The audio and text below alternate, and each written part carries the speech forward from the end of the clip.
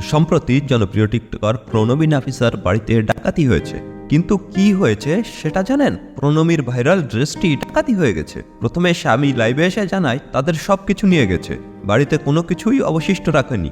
অথচ চুরি হওয়ার সঙ্গে সঙ্গে প্রণবী এবং তার স্বামী লাইভে এসে চিৎকার চেঁচামেচি শুরু করে, জন্য নাকি সবকিছুই নিয়ে চলে গেছে। তাহলে কি ফোনগুলো লাইভ করার জন্য রেখে গেছে? আসলে টিকটকারদের বাসায় কি এমন আছে চুরি করার মতো?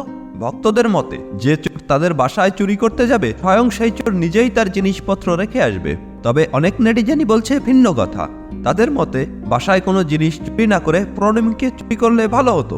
সামান্য একটা ঘটনা নিয়ে প্রণবীর স্বামী যতগুলো ভিডিও বানিয়েছে, তাতে চুরি হওয়া জিনিসের দ্বিগুণ ক্ষতিপূরণ উঠেছে। সম্প্রতি প্রণবী অন্তঃসত্ত্বা হয়েছে, তার উপর এত বড় দুঃসংবাদ পেয়ে প্রেগনেন্ট অবস্থায় লাইভে আসেন প্রণবী এবং সুন্দর একটা কন্টেন্ট বানিয়ে শুরু করেন ভিউ ব্যবসা। কারণ টিকটকারদের প্রধান কাজই হলো একটা কিছু হলে সাথে সাথে লাইভে এসে চিৎকার চেঁচামেচি করা। বাংলাদেশি টিকটকারদের মধ্যে অন্যতম একটি নাম প্রণবী। যদিও মডেলিং এর চেয়ে সমালোচিত কাজ বেশি করে আলোচনায় থাকেন এই প্রণবী। ভক্তদের অনেকেই বলছে, প্রেগনেন্ট অবস্থায় অতিরিক্ত লাফালাফি করার কারণে তাদের বাসায় এমন ঘটনা ঘটেছে।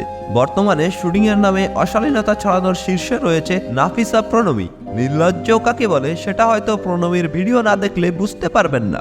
তারা এমনভাবে ক্যামেরার সামনে এসে এসব করছে, দেখে মনে হবে তারা যেন থাইল্যান্ডে বসবাস করছে। তো ভিউয়ার্স, আপনার কাছে কি মনে হয়, প্রণবীর বাসার কোন অমূল্য রত্ন চুরি হয়ে গেছে?